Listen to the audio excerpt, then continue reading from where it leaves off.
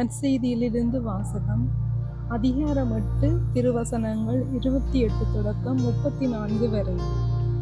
அக்காலத்தில் இயேசு கலிலேயாவின் மறுகரையை அடைந்த கதரேனர் வாழ்ந்த பகுதிக்கு வந்தபோது, பேய் பிடித்த இருவர் கல்லறைகளிலிருந்து வெளியேறி அவருக்கு எதிரே வந்து கொண்டிருந்தனர். அவ்வழியே யாரும் போக முடியாத அளவுக்கு அவர்கள் மிகவும் கொடியவர்களாயிருந்தார்கள். அவர்கள், இறைமகனே, உமக்கு இங்கு என்ன வேலை? குறித்த காலம் வரும் முன்னே எங்களை வதைக்கவா இங்கே வந்தீர் என்று கத்தினார்கள். அவர்களிடமிருந்து சற்று தொலையில் பன்றிகள் பெரும் கூட்டமாய் மேய்ந்து கொண்டிருந்தன. பேய்கள் அவரிடம், நீர் எங்களை ஓட்டுவதாயிருந்தால் அப்பன்றி கூட்டத்திற்குள் எங்களை அனுப்பும் என்று வேண்டினோம்.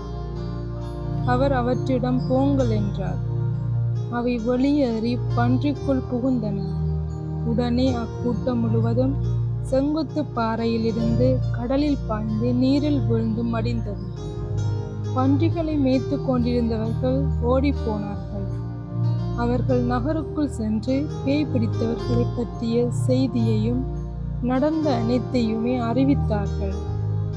உடனே நகரினர் அனைவரும் இயேசுவுக்கு எதிர்கொண்டு வந்து அவரை கண்டு தங்கள் பகுதியை விட்டு அகலுமாறு வேண்டிக் கொண்டனர்.